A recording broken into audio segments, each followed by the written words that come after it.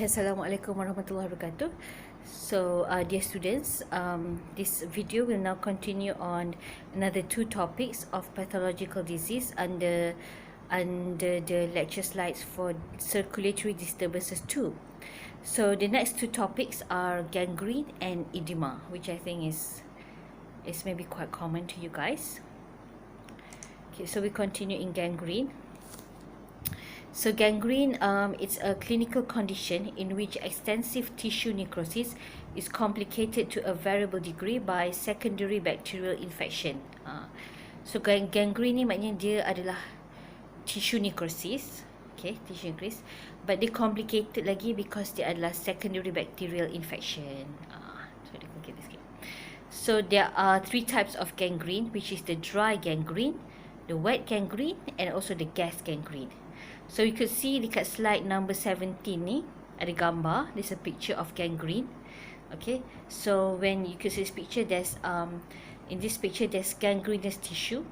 So this gangrenous tissue, you could see that it becomes black in color, and then there's healthy tissue. So this gangrenous tissue, gangrene ni adalah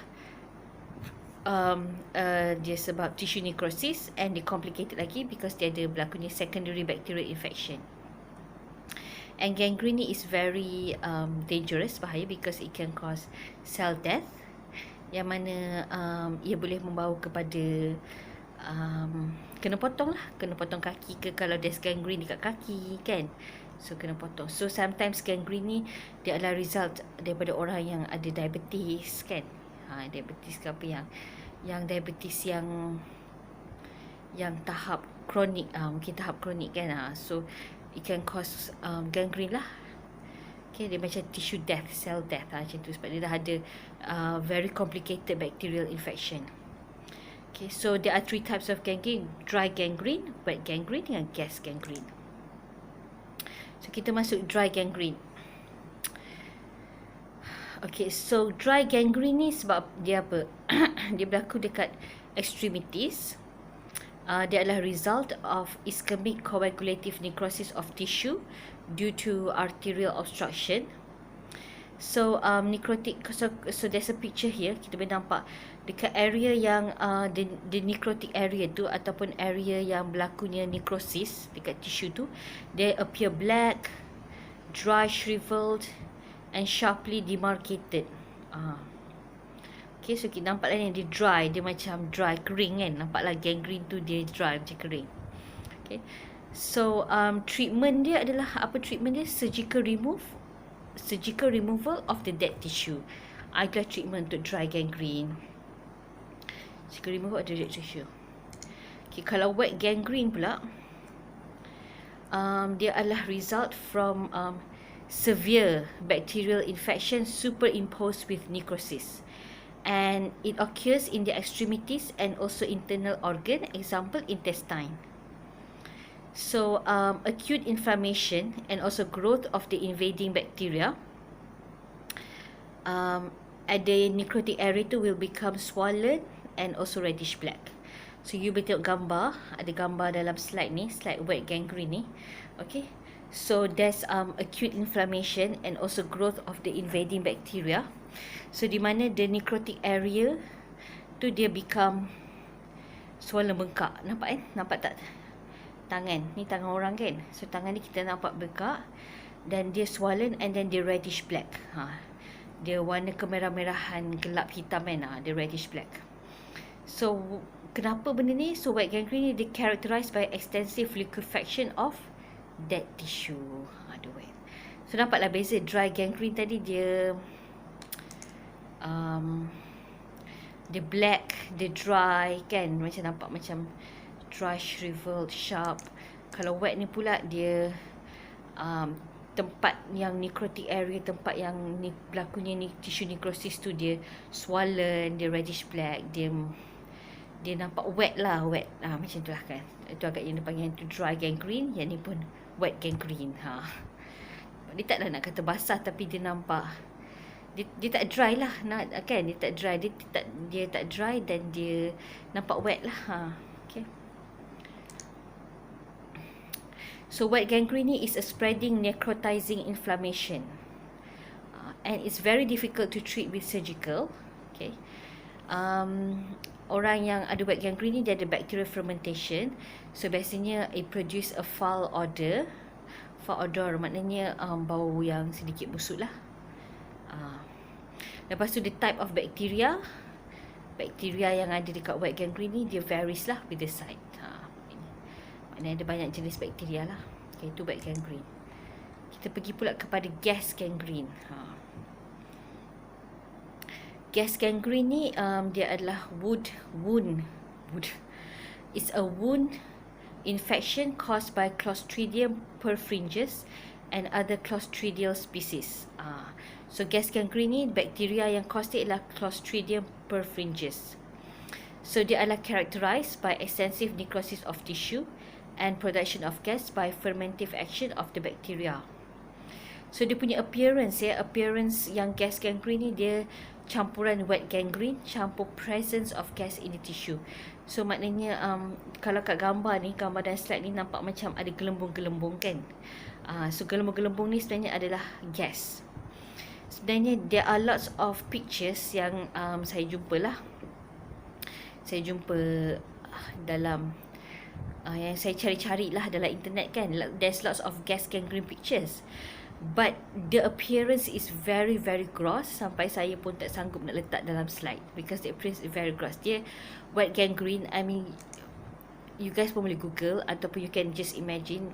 Kan tadi dalam slide wet gangrene tu ada gambar, there's the gambar yang di mana wet gangrene tu sendiri gambar tu menunjukkan tangan tu swollen, reddish black. Lepas tu gas gangrene campur dengan dekat yang swollen reddish black tu ada banyak gas pula, macam gelembung and saya pun tak sanggup nak letak dalam slide, so saya just letak ni ada tunjuk contoh lah. Maknanya kalau yang gas gangrene ni dia ada gelembung-gelembung gas, gelembung-gelembung gas dekat gangrene tu. Maknanya gas gangrene ni the appearance dia ada orang tu ada wet gangrene and dia ada presence of gas in the tissue, so ada gelembung-gelembung gas.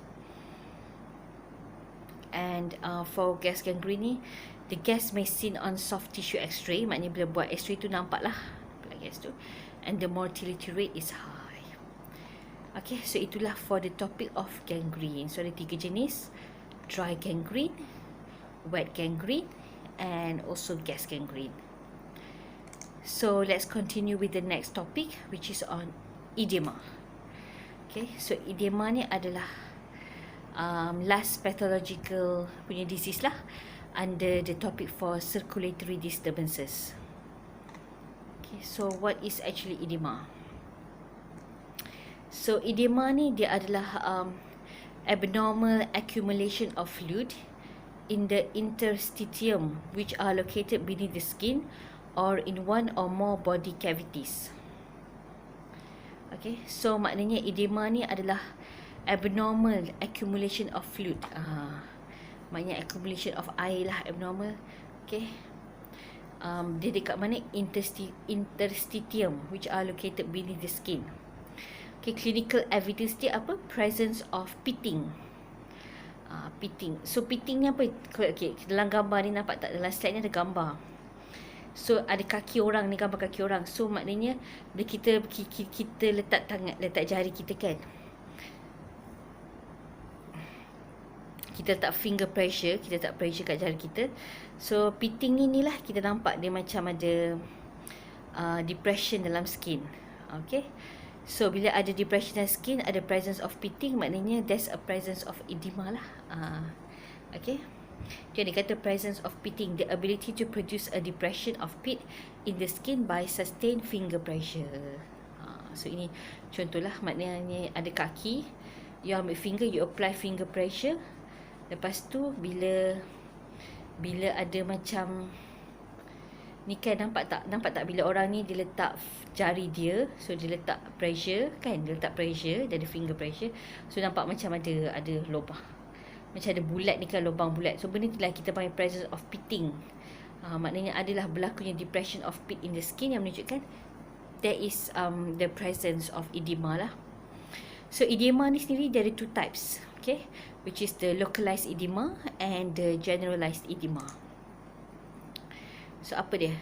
Generalized edema ni dia dekat cardiac, renal, hepatic or nutritional disorders, and cardiac, renal, hepatic or nutritional disorders ni, they are responsible for a majority of patients with generalized edema. Okay, so itu generalized lah. Kalau localized ni pula, maknanya the hydrostatic pressure in the capillary bed upstream of the obstruction increases, so that an abnormal quantity of fluid is transferred from the vascular to the interstitial space. Okay, so ada two types lah, to generalized dengan localized. So first kita masuk kepada localized edema. So tengok nampak tak dalam gambar. So edema ni adalah swelling of the ankles and the feet. Dalam gambar nampak kan edema. So localized edema ni dia adalah caused by the disturbance of capillary hydrostatic pressure and colloid osmotic pressure. So kalau in normal condition, capillary hydrostatic pressure ni akan force the fluid, the body fluid to go out, and colloid osmotic pressure ni draws it back in. So almost all protein akan retain in the vessel. The small amount of protein that escapes the capillary is removed by the lymphatic. Okay. So itu in normal condition lah. Maknanya in normal condition, so kita ada hydrostatic pressure yang akan force the fluid out. Kita ada osmotic pressure yang akan draw it back in. Tapi edema ni dia akan cause bila adanya disturbance of the capillary hydrostatic pressure, and also bila berlaku disturbance lah of the hydrostatic pressure tu dengan osmotic pressure. So bila ada berlakunya disturbance, maka dia adalah berlakunya accumulation of fluid. Maknanya fluid tu dia tak normal lah, dia sepatutnya fluid tu keluar dan masuk. So bila berlakunya disturbance tu, maknanya fluid tu tak keluar lah, dia adanya accumulation of the fluid, ya, dan itulah yang membawa kepada edema, which is swelling, kan, swelling of the ankles and the feet. So localized edema ni ada 4 jenis. There are 4 types of localized edema, which is the inflammatory edema, allergic edema, edema of venous obstruction, and edema of lymphatic obstruction. So kita masuk inflammatory edema. Okay. So inflammatory edema ni dia is caused by increased capillary permeability, which is the increased endothelial pore size. Okay. So that can result in exudation of fluid and plasma protein, increased hydrostatic pressure due to active dilation of arterioles. Extent of edema ni delimited by increased lymphatic flow. Extent of edema. So ini adalah inflammatory edema, maknanya dia sebabkan increased capillary permeability. Okay. So inflammatory edema ni dia sebab ada exudation of fluid dengan plasma protein yang menyebabkan hydrostatic pressure tu meningkat lah. Kalau allergic edema ni pula, dia sebab acute allergic reactions cause local release of vasoactive substance, iaitu histamine. Biasa allergic kan memang is very kita kaitkan dengan histamine kan. So histamine ni dia akan increase capillary permeability dilation, results in exudation of fluid and edema. And allergic edema ni dia commonly localized at the skin, where it produces urticaria atau hives. So dalam gambar sebelah ni, dalam gambar allergic edema ni, kan nampak tak? Inilah yang nampak yang merah-merah pink-pink ni berlaku dekat skin ni. Ini kita panggil urticaria or hives. Kan, maksudnya dia ada berlakunya allergic reaction lah.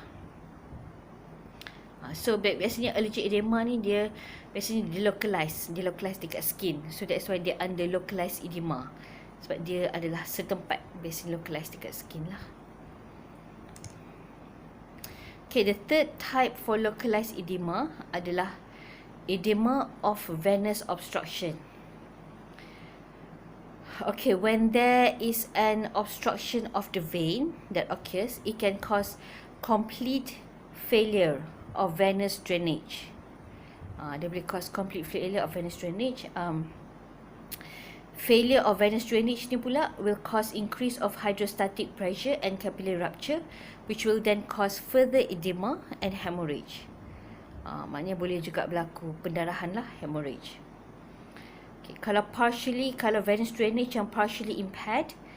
edema is less severe. For example, edema of the face in the case of obstruction of the superior vena cava. Itu kalau venous drainage tu partially impaired, kan? Kalau venous drainage tu memang impaired yang awalnya, itu yang boleh it will lead to further cause of severe edema dengan hemorrhage lah. So ini adalah edema of venous obstruction. So maknanya bila vein tu is obstructed, kan, bila ada berlakunya obstruction of vein, it may lead to more problems or severe problems, which it can cause edema lah. Edema. So bila adanya obstruction of the vein, it will lead to failure of the venous drainage, sebab vein tu dah obstructed, kan. So will lead to failure of venous drainage. So bila venous drainage tu fail, dia boleh cause increase dekat hydrostatic pressure dengan capillary rupture, which will then cause severe edema dengan hemorrhage. So banyaklah, maknanya from one obstruction it can lead to many other problems, kan, other circulatory disturbances. Okay, the fourth type for localized edema kita panggil sebagai edema of lymphatic obstruction. Okay, lymphatic drainage obstruction. It means that small amount protein that escape is not removed and it accumulates dekat interstitial space.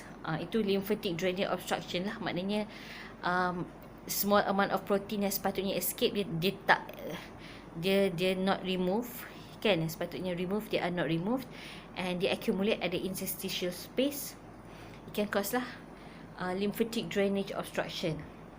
So over long period of time, the interstitial tissue column osmotic pressure increases as the protein accumulates, which will then develops edema. Itu yang kita panggil edema of lymphatic obstruction, kan. So maknanya mula-mula berlakunya obstruction of the lymphatic drainage, mula-mula berlaku obstruction of the lymphatic drainage. So over long period of time, maksudnya interstitial tissue column osmotic pressure to increases as the protein accumulates, and then edema pun develop lah, kan. So early symptom dia kita boleh tahu daripada pitting edema. Pitting tu yang macam tadilah, yang gambar tadi tu, when we put a finger pressure, lepas tu ada nampak depression of the skin, which is maknanya ada pitting, kan. Itulah cara kita boleh check pitting edema. Kalau prolonged period, edematous tissue tu become fibrosis lah untuk prolonged period. Okay, so itu edema of lymphatic obstruction. So affected area, maknanya affected area untuk edema of lymphatic obstruction ni, that affected area become firm, thicken and non-pitting. Kalau epidermal thickening, kan, epidermal thickening, ni nampak kaki ni, gambar ni, inilah kita panggil elephantiasis. Epidermal thickening maknanya dia dah dia ada edema, dia ada swelling, dan juga epidermal tu dah thickening lah, jadilah elephantiasis. Okay. So next kita continue on generalized edema. So tadi tu localized edema, sekarang ni kita masuk generalized edema. So generalized edema ni adalah effect of increased total body sodium and water. Dia adalah caused by renal retention, okay, di mana when glomerular infiltration decrease or when secretion of aldosterone increase. So when there's also sodium filtration loss in glomerulus and sodium reabsorption in the proximal and distal convoluted tubules, it causes sodium balance. So generalized edema ni maknanya dia berlakunya dia caused by renal retention lah. Okay. So dia berlaku bila when glomerular filtration decrease or bila secretion of aldosterone to increase. Okay, so dia akan increase the total body sodium and water. So dia menyebabkanlah edema. So generalized edema ni pula divided into, there are 3 types of generalized edema, which is cardiac edema, edema of hypoproteinemia, and also renal edema. Kita masuk cardiac edema. Cardiac edema dia terjadi it can occur because of cardiac failure.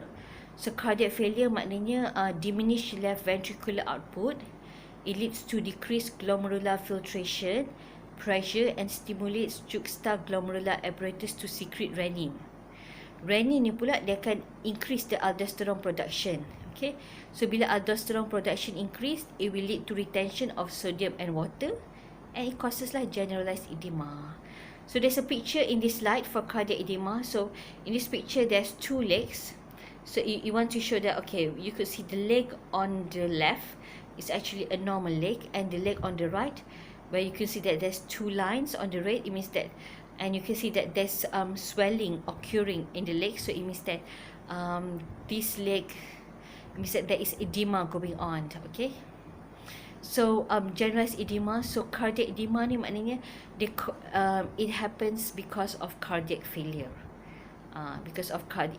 So when there's cardiac failure going on, so it leads to diminish of cardiac output. Okay, and then it will lead to secrete renin, which then leads to the increased aldosterone production, which leads to retention of sodium and water, and then it will results in generalized edema. Okay, the second type for generalized edema ni adalah kita panggil edema of hypoproteinemia, which is decrease of plasma colloid osmotic pressure. Okay, it results in loss of fluid from vascular system and decrease of effective plasma volume. So ia akan cause sympathetic stimulation, renal vasoconstriction, hypersecretion of renin aldosteronism, which leads to water retention by kidney, and it causes generalized edema. So edema ni biasanya it occurs because of water retention, and this water retention ni it occurs because ada berlaku disturbance lah kan. So ini edema of hypoproteinemia. So hypoproteinemia pula, it may be caused by insufficient dietary intake of protein, which we call as malnutrition edema. Decrease of albumin synthesis in the liver, kita panggil hepatic edema. Increased loss of protein in urine, kita panggil nephrotic syndrome.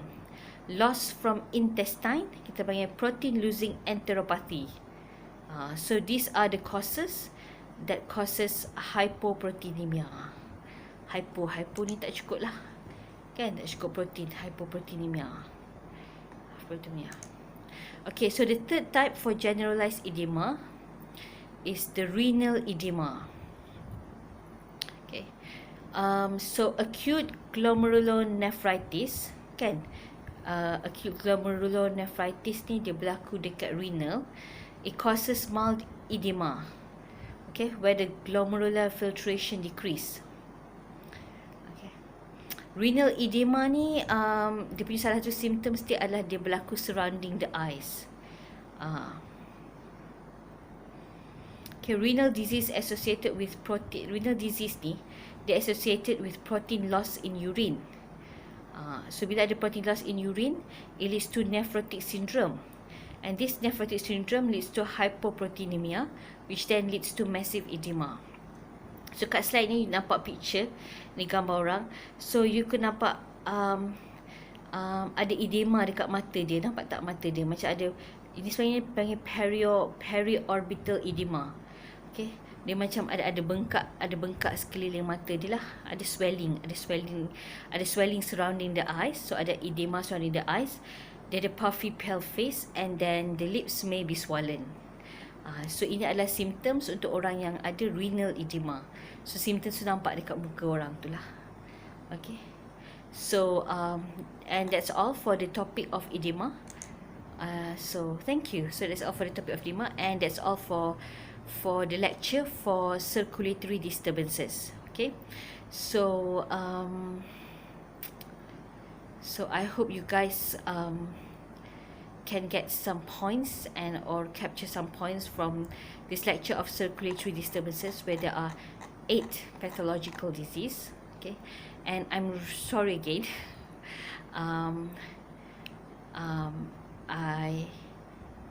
I couldn't be there in the class. I have to give this video. I am I am currently very heavily pregnant. And just talking about edema, I also have some edema in my legs. I have some swollen legs.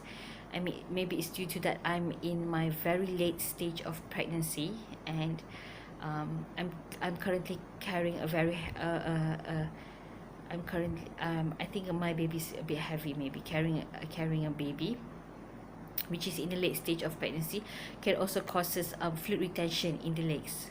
So I have a bit of swollen legs, which is edema in my legs because due of my pregnancy. So I do wish you guys all the best for your end semester examinations coming up in January. Okay, and please pray for me that I will have a smooth delivery for my baby, and hopefully everything goes well, inshallah. So my advice to you guys are uh, um, don't study too hard for exam, just study smart for exam, and hopefully you'll be able to answer all the questions in all your exams in January coming up. So just study smart, and thank you all for listening to this lecture. So all the best to you guys, and inshallah we'll see again. All right, thank you. Bye bye. Assalamualaikum.